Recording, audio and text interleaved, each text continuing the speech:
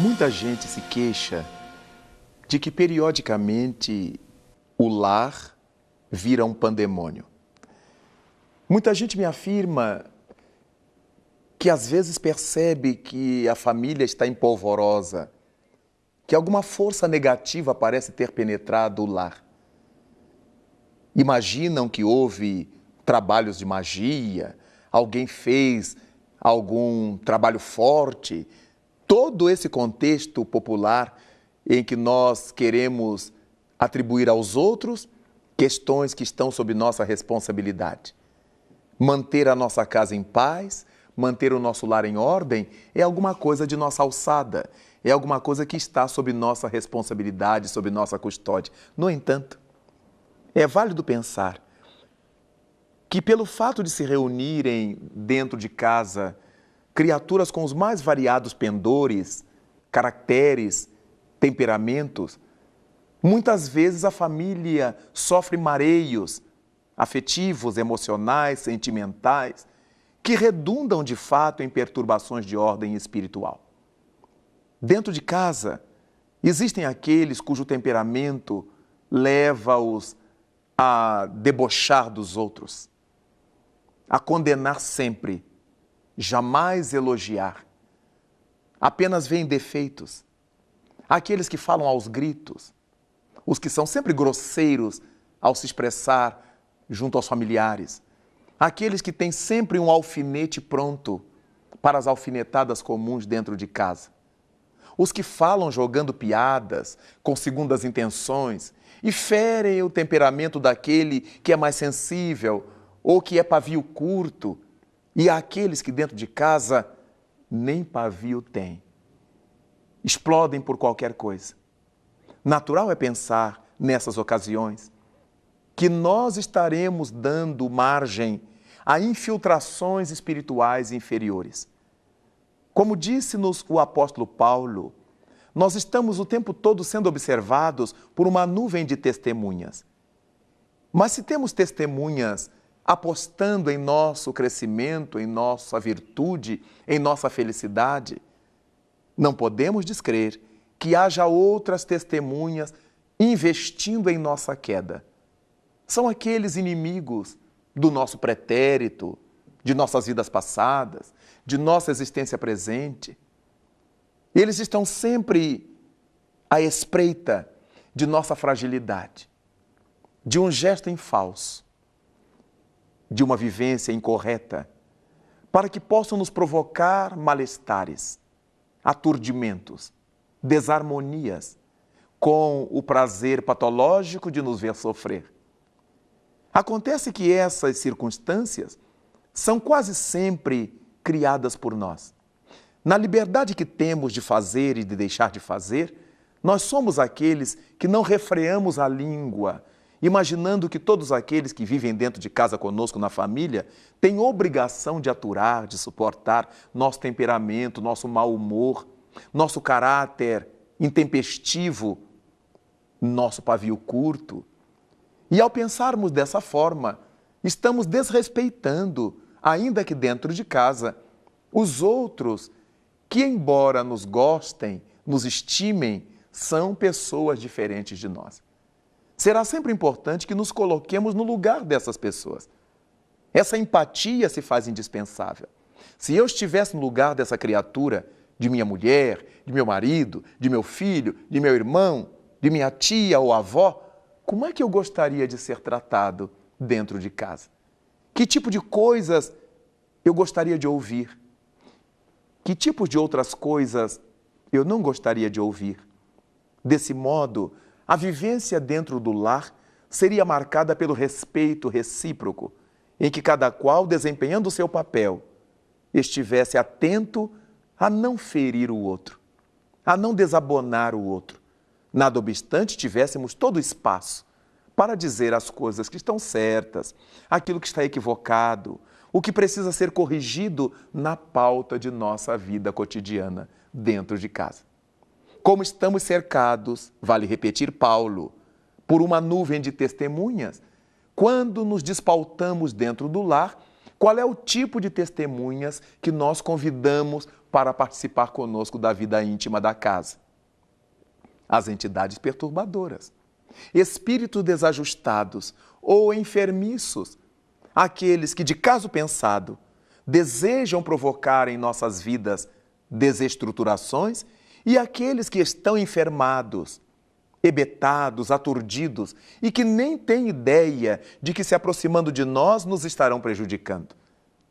Estão inconscientes da realidade em que estão vivendo, mas nem por isso eles deixam de ser atraídos por nós quando realizamos as coisas indevidas.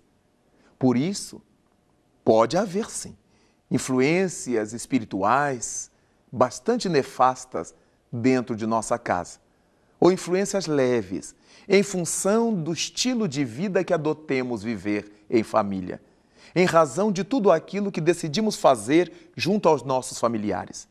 Se a nossa proposta for de viver o respeito, o amor, a harmonia, certamente atrairemos nobres espíritos para bafejar nosso lar. Mas se fizermos diferente, certamente as nossas companhias não serão nada agradáveis.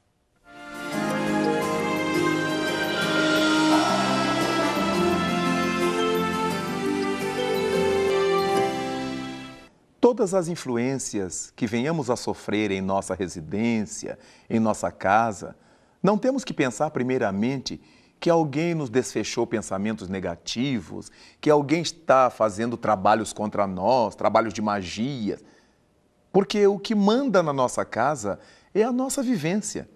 Todos aqueles que participamos da família somos alvejados pelos pensamentos, pelas energias, pelos fluidos, pelas luzes ou pelas sombras a que tenhamos dado abertura. Se nós estivermos vivendo com Deus, na honestidade, na dignidade, no respeito recíproco, qual é o mal que nos vai atingir? Qual é a sombra que nos vai visitar? Mas quando nós estivermos nessa hibridização, como diz o ditado popular, acendendo uma vela para Deus e outra para o demônio, obviamente não somos fiéis a ideia nenhuma. Nós estaremos sempre no campo do quem dar mais. E por causa disso, ficamos vulneráveis a acompanhamentos nocivos. É muito importante que prestemos atenção num ditado popular muito antigo que assevera: dize-me com quem andas e te direi quem és. Naturalmente, quando estamos lidando com as questões espirituais, a proposta é diferente. Os espíritos nos dizem: dize-me quem és e te direi com quem andas. É a partir da nossa forma de ser, é a partir do nosso modo de viver, do pensamento que cultivamos, das ações que praticamos, que elegemos os nossos acompanhamentos espirituais. Poderemos estar muito bem acompanhados em termos psíquicos, mas poderemos estar muito mal resguardados. Daí vale a pena a família ter esse cuidado na sua convivência. Ninguém vai imaginar que dentro de casa não teremos altercações, alguma indisposição, alguém que fale de uma forma mais ríspida, mais áspera com o outro, e outro se debulhe a chorar. Isso tudo faz parte da normalidade da vida doméstica cotidiana. Mas o que não deve acontecer é que essa postura de agressividade, essa postura ferinte, pessimista, negativa, se tornem uma constante na relação familiar. Quando isso se tornar uma constante, não podemos ter dúvida de que estaremos mal assistidos. Criaturas espirituais de má índole, ou ignorantes, ou inconscientes, estarão procurando fazer ninho na nossa consciência.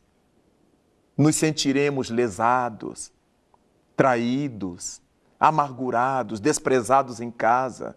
Nos sentiremos a sós, nos veremos pessoas solitárias E tudo isto, agasalhado por nós, nessa baixa autoestima, vai fazendo com que entidades desencarnadas de má índole, infelizes em si mesmas, se apropriem desse caldo de cultura que nós lhes oferecemos para fazer toda sorte de estrepolias, para provocar toda sorte de males, de infestações negativas no seio da nossa família.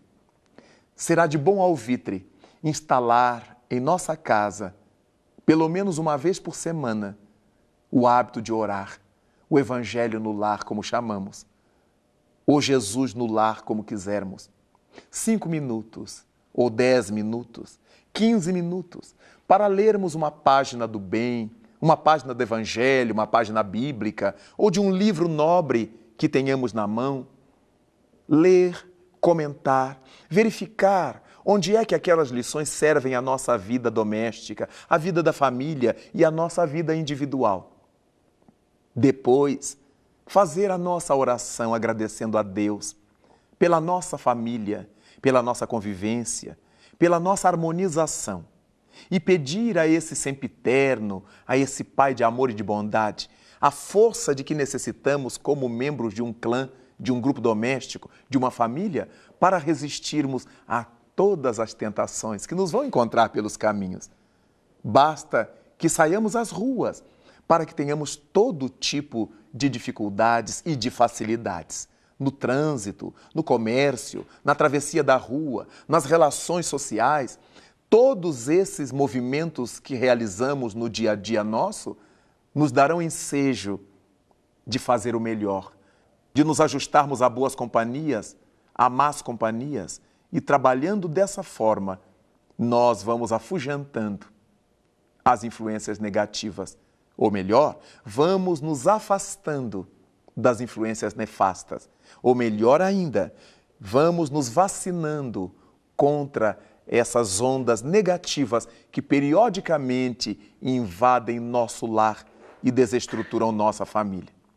É por causa disto que nós pensamos no quanto será importante para nós a oração em família, nas bênçãos do lar.